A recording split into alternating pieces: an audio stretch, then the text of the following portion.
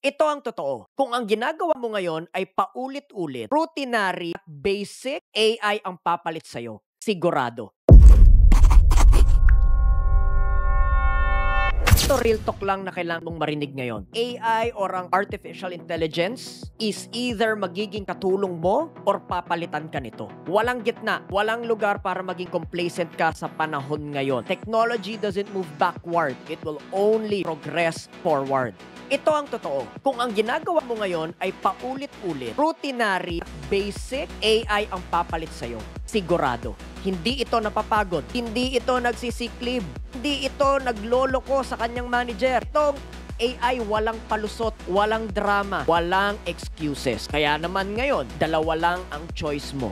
Maging pinakamahusay sa larangan mo o matanggal at mapalitan ng isang AI na mas mabilis, mas mura at mas consistent kaysa sa'yo. So anong gagawin mo ngayon?